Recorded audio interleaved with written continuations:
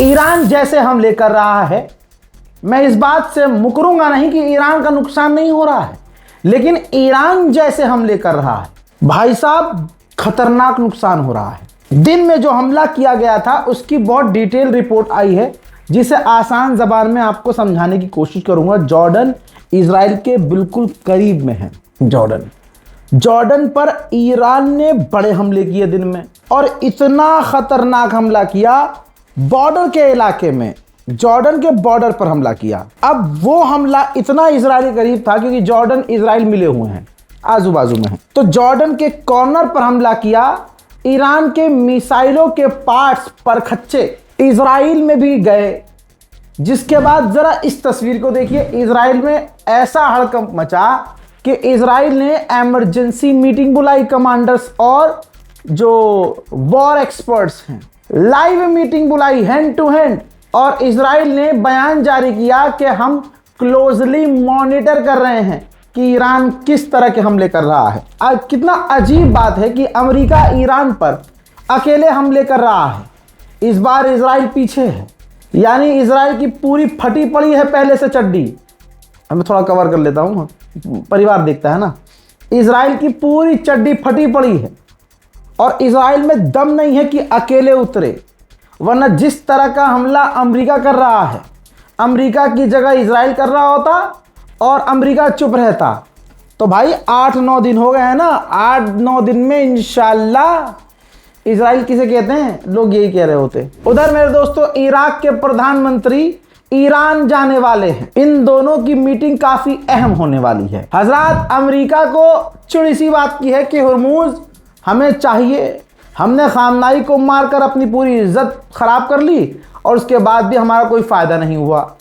अच्छा, कतर पर तो ईरान क्या ही बोलूं, उल्टा कतर ने क्या किया है, कतर ने प्रपोजल रखा है कि 10 दिन का सीज फायर हो जाए तुरंत, हर जगह हमले बंद हो जाएं, 10 दिन के लिए हुर्मुज खुल जाए, और वो हुर्मुज जो 10 दिन के लिए खुलेगा वो ईरान के कंट्रोल में खुले।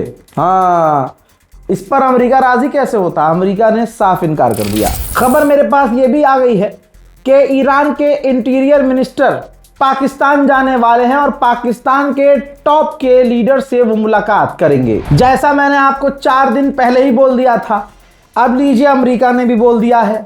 अमेरिका ने कहा है कि हमने इजराइल को इन्फॉर्म कर दिया है, हम ईरान पर हमले बढ़ाने वाले हैं, यानी ईरान पर हमले बढ़ने वाले हैं। दोस्तों दुआ कीजिएगा। हमले से याद आया, आज रात को कुछ भी हो सकता है, दिल्ली के जंतर मंतर पर कुछ भी हो सकता है।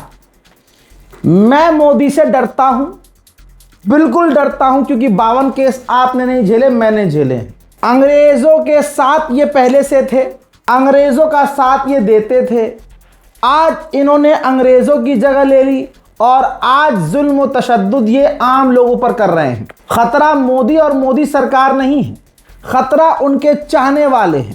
सीजेपी के अंदर क्या हुआ, मैं किसी भी हालत में सीजेपी को ये नहीं कहूँगा कि मैं भाई पूरा सपोर्ट कर रहा हूँ, लेकिन क्योंकि उनका कॉज, मेरा मानना ये है कि अगर सीजेपी को अपना प्रदर्शन ज़्यादा मजबूत करना था, ठीक है, मुसलमानों को तुम लेना नहीं चाहते अपने साथ, मत लेते, कोई बात नहीं, लेकिन दूसरे मुद्दों को भी अपने साथ जोड़ते, तमाम भारतीयों के मुद्दों को जोड़ते।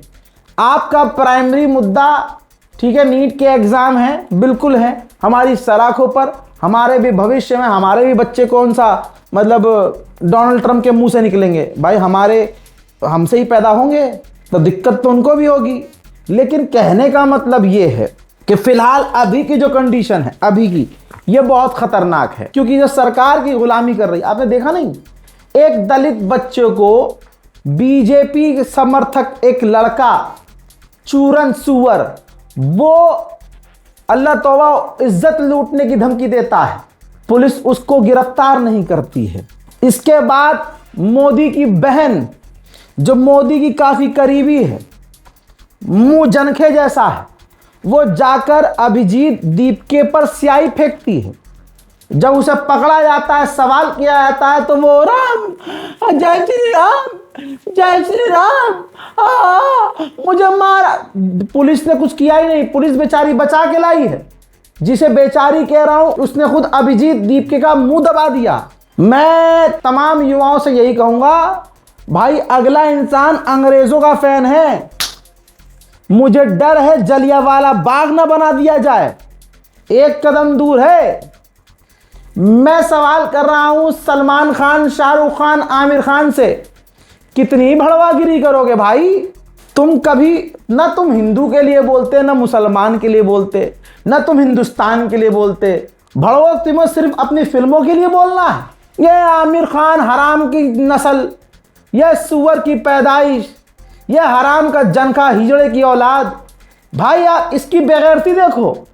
जब इससे सवाल किया गया कि सोनम वांगचुक पर आधारित था आपका कैरेक्टर, तो हराम का जना पलट गया। मैं डिटेल में नहीं जा रहा हूं क्योंकि ये ईरान अपडेट है, लेकिन क्योंकि सुबह बहुत कुछ हो सकता है, रात को भी कुछ हो सकता है, इसलिए पहले ही बता रहा हूं। जो रील काटने वाले लोग हैं, मेरे सहयोगी, मेरे साथी, मेरे चाहने वाले, ये जरा काट काट के शेयर कर देना ताकि लोगों तक जानकारी तो पहुंचे। या आमिर खान कोई ये ना सोचे अरे ये खानों के बारे में नहीं बोलता। मेरे नज़र में क्या खान क्या पठान, जो हमारा नहीं हम उसके नहीं, हम ही चूतिए हैं। फिल्म देखने पहुंच जाते हैं, अरे आमिर खान, शाहरुख खान। अबे अब अकाउंटेबिलिटी मांगनी होगी कि भाई साहब तुमने हमारे लिए क्या किया। फिल्मों में तुमने काम किया, बहुत अच्छी फिल्में बनाई, उस फिल्म में तुमने क्या किया, क्या नहीं किया, किसको सपोर्ट किया, भाड़ में जाओ। लेकिन ग्राउंड पर तुमने किसे सपोर्ट किया, उसमें तो तुम्हारी फिल्मों खूब पैसा कमाया, तुमने छापा दबा के मौज मस्ती करी। आमिर खान, अबे बुढ़े, इसकी शादियां खत्म नहीं हो रही, हरामजादे की इसकी शादी खत्म नहीं हो रही क्या? इसने बीच में एक बढ़िया शो निकाला था, सत्यमेव जयते, बहुत बढ़िया। मैं कह रहा हूं उससे बढ़िया कोई शो ही नहीं था। पीछे से बम्बू आया, मुंह से बाहर निकला, सत्यमेव जयते, खत्म। उसके बाद ये गजनी हो गया। जिस सोनम वांगचुक पर इसका कैरेक्टर था, पलट गया साला, कह रहा नहीं, हाँ उस पर आधारित नहीं था हमारा कैरेक्टर। कहीं कहीं चुप रह के भी बच के निकला जा सकता है। दूसरे कुछ स्टार्स हैं बॉलीवुड के, उनका भी तो ज़मीर है। तुम्हें कितना दुनिया से लगाव हो गया। बहरहाल इतना कहूंगा कि पिछले जब से ये सीजेपी शुरू हुई है, मतलब मैं पार्टी भी नहीं कह रहा इसे, मैं कह रहा हूं एक आंदोलन है। जब से ये शुरू हुआ, अब इन आंदोलन में ज़्यादातर जो लोग हैं, जिस भी धर्म के हैं, जिस भी जाति के हैं, ज़रा वो खुद सोचें आप पर हमला करने वाले कौन से झंडे वाले हैं, कौन से धर्म वाले हैं। क्या किसी मुसलमान ने आप पर हमला किया? क्या आपको मुसलमान ने गद्दार कहा? क्या आपको एमआईएम के लीडर्स ने, कांग्रेस पार्टी के लीडर्स ने, मैं किसी लीडर को सपोर्ट नहीं कर रहा हूं, पार्टी को सपोर्ट नहीं कर रहा हूं, मैं कह रहा हूं ज़रा देखो तो आपके खिलाफ कौन है। वो इस कदर खिलाफ है कि प्रशासन, वहाँ जो बीएसएफ, सीआईएसएफ जो भी है, भाई उनके नाम हटा दिए गए हैं। किस तरह से सोनम वांगचुक को किडनैप किया गया है। भाई और भी अनशन पे लोग थे, इतनी मोहब्बत आ रही थी, उनको भी ले आके अस्पताल में भर्ती करवाते। बहरहाल सुबह तक क्या होगा नहीं पता। मैं दुआ करता हूं कि अब देश की जनता जाग जाए कि अगला सिर्फ हिंदू मुसलमान करके देश को बांटता रहा है। जितना देर से जागेंगे उतना आपका, वो जो दलित लड़की थी तो हिंदू, उसकी इज्जत लूटने की बात किस पार्टी ने, किस पार्टी के व्यक्ति ने की है, ये सबको पता है। बीजेपी का झंडा लेकर, अब समझ में आया, भारत से इनका कोई लेना देना नहीं है। बीजेपी का झंडा लेकर वहां पर आतंकवाद फैलाने, दंगा फैलाने, बताइए इनकी हरकतों से साफ नजर आ रहा है कि इनकी नीयत क्या है। ये जंतर मंतर पहुंचे और ऐसे न जाने कितने फ्रिंज एलिमेंट वहां पहुंचे हैं दंगा मचाने को। कभी कोई पागल औरत पहुंच जाती है, जय श्री राम जय श्री राम, अरे पॉइंट की बात कर, जय श्री राम जय। भाई मजाक बन रहा है और मुझे डर लग रहा है ये जो युवा हैं इनके साथ क्या करे। मैं तो अल्लाह का शुक्र कर रहा हूं कि वहां मुसलमान नहीं बैठा। 100 में 10 चेहरे मिल जाते हैं मुसलमान, चलो, लेकिन सोचिए, मेरे पास इनपुट ये भी है कि वो मुसलमान जो इस प्रदर्शन में शामिल हैं, जिनके चेहरे चमक रहे हैं, दिल्ली पुलिस की लिस्ट में हैं भाई, बिल्कुल टारगेट पर हैं।